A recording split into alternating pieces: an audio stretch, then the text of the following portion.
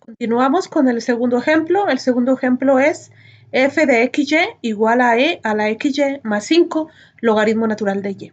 Las fórmulas que vamos a utilizar para derivar parcialmente respecto a x y respecto a y, obviamente son las fórmulas del logaritmo natural y la fórmula del producto. Entonces, esas son las fórmulas que vamos a utilizar. La fórmula del logaritmo natural de una variable, la derivada precisamente, es igual a la derivada de u, en este caso esta que tenemos aquí, esta u, dividida entre esa misma u. Entonces, la u derivada entre la u. Y la derivada de un producto, ustedes ya se la saben, ya la vimos en el ejemplo anterior. Entonces, vamos a hacer esa derivada. La primera derivada es de nuestra función respecto a x. ¿Cuál va a ser la derivada de nuestra función respecto a x? Pues va a ser y e a la xy. ¿Por qué? Porque recuerden que cuando derivamos esta expresión, esta exponencial o este número de Euler, ¿qué pasa con la potencia? Hay que derivarla. Y vamos a multiplicar precisamente esa expresión por esa derivada. Como estamos derivando respecto a x, vamos a derivar respecto a x, ¿cuánto nos va a salir esa derivada respecto a x? Aquí la voy a hacer. No es necesario que la hagamos, porque ya sabemos lo que resulta, pero de todas maneras yo la voy a hacer. Obviamente esta x y y es un producto. Entonces estamos derivando respecto a x. ¿Cuál es la derivada de x? Pues 1. ¿Multiplicado por quién? Por v, que v, ¿quién es? Y. Entonces va a ser 1 por y. Luego más u. Estoy utilizando esta fórmula. U, ¿por quién? Por la derivada de v. Pero v, ¿quién es? V es y. Entonces, estamos derivando respecto a x, no respecto a y. Por lo tanto, esta derivada respecto a y se va a hacer 0. Entonces, 0 por cualquier expresión, 0. Y por 1, y. Por eso nos resultó y. Entonces, ahí va a ser la derivada de, va a ser la expresión y por e a la xy.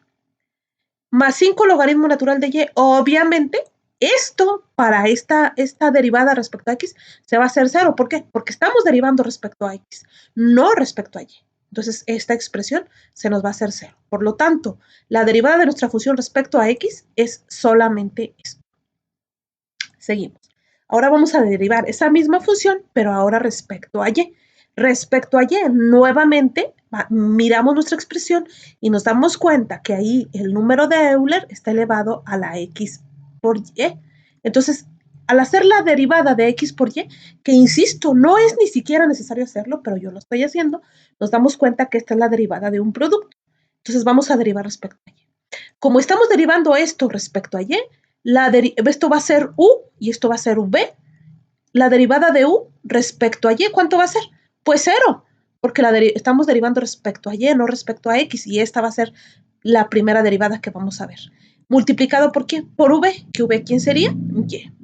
¿Más quién? Más u, que en este caso sería x. A la x la ponemos tal cual, porque en esta parte x no va a derivar. Cuando no va derivada, la podemos poner. Entonces va a ser x. ¿Multiplicado por quién? Por la derivada de v, que la derivada de y, porque y es su v. La derivada de y, ¿cuánto es? 1. Hacemos nuestra operación. 0 por y, pues obviamente 0. Más x por 1 es igual a x. Por lo tanto, aquí vamos a poner la x multiplicado por e a la xy. ¿Más quién? 5 sobre y. ¿Por qué 5 sobre y? Porque ese 5 está multiplicando al logaritmo natural de y. ¿Y cuál es la derivada del logaritmo natural de y?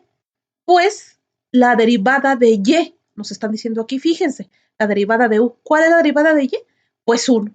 Entonces lo ponemos como tal, 1. ¿Dividido entre quién? Entre esa misma y. Entonces va a ser 1 sobre y multiplicado por 5.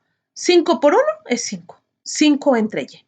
Por lo tanto, esa derivada de nuestra función respecto a x es ni más ni menos que esto que nos resultó en esta parte.